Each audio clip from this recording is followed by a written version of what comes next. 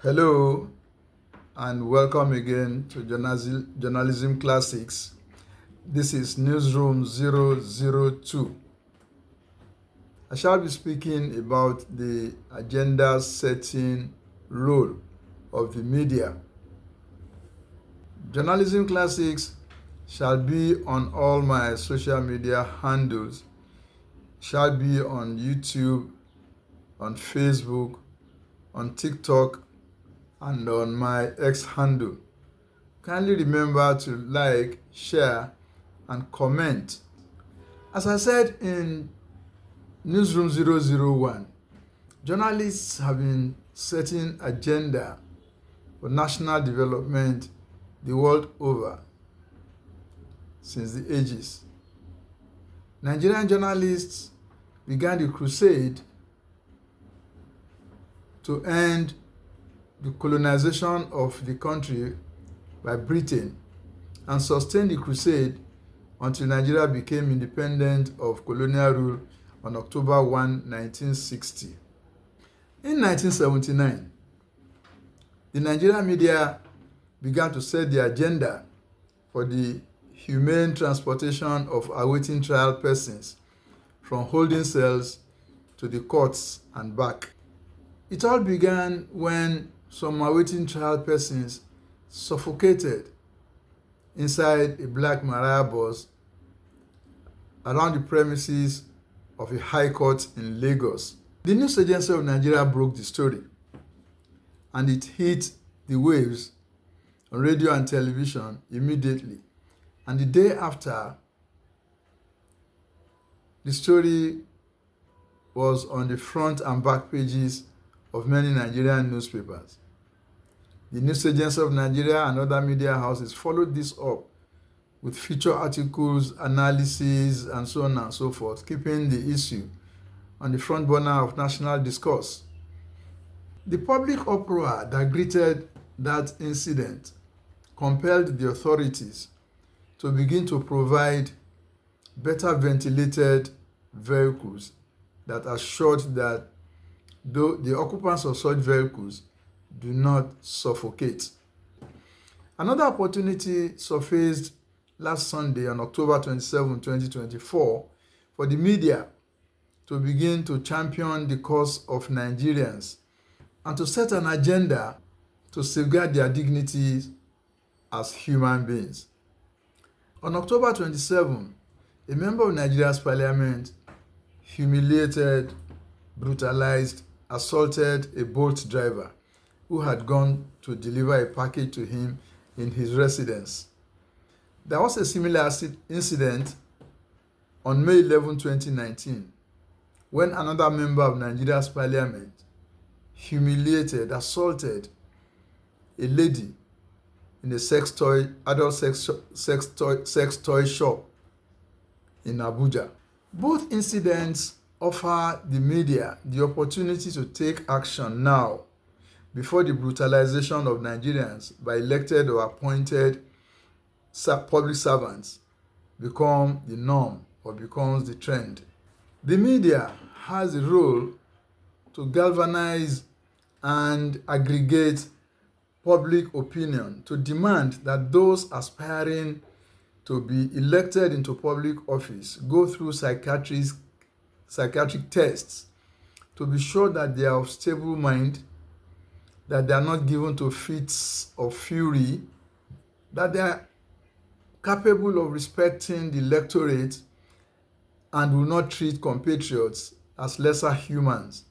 By his unspeakable action, the parliamentarian assaulted not only the Bolt driver, he assaulted his entire constituents in Abia State. He assaulted the National Assembly of Nigeria. He assaulted all of us Nigerians, as injustice to one is injustice to all. It is salutary, however, that after his arrest, he admitted that his conduct was an embarrassment to the nation at large. It is time the media began to raise consciousness in the public to demand that lawless lawmakers lose their seats automatically While assaulting the Bolt driver, the aggressor threatened that he could make him to disappear in Abuja and that nothing would happen to him, the aggressor. This calls for a thorough investigation of this parliamentarian to ascertain how many Nigerians he has made to disappear from the surface of the earth without anything happening to him. It also behoves on the police to investigate the source and content of the package the Bolt driver went to deliver to him to be sure that they did not contain hard drugs. In his plea, the parliamentarian sought professional counseling to ensure that such behavior never happened again. That is the crux of the matter. There is a need to subject those seeking election to psychiatric tests and to professional counseling. The media has the obligation to keep this incident on the front burner of public discourse before it is swept under the carpet by another drama waiting to happen. There are so many other areas in which the brutalization of Nigerians by elected and appointed public servants requires intervention. One of such is the daily harassment of motorists and travelers out of the highways by siren blaring motorcades of public servants. Harassing motorists out of the highways was understandable in the days of military rule, because in those days, coupists even attack sitting rulers on the highways, as it happened on February 13, 1976, when Nigeria's third military ruler was assassinated in his official car in a traffic snarl in Lagos. Nigeria is in a democracy today, and it is ruled by elected public officials.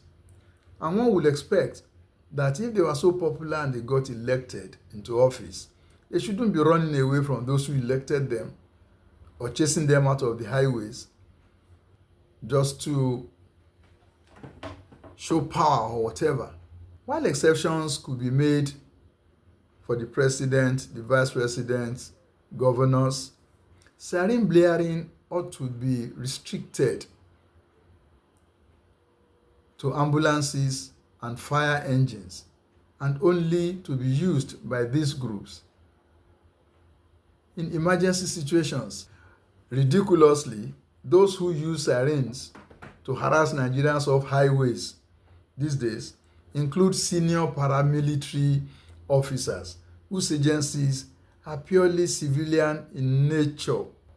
If care is not taken, very soon the head of Boy Scouts, Boys Brigades, and heads of vigilance groups will be riding behind siren blaring pilot vehicles and harassing motorists into ditches on the sides of highways. Other areas in which the media should galvanize and aggregate public opinion include, but not limited to, the size and cost of governance, appropriate punishment for treasury looters, handling of accused treasury looters who dramatize or feign ill health the moment they are brought to court, law enforcement itself, the need to demand for democracy dividends at the state and local government levels rather than concentrating only on the federal government.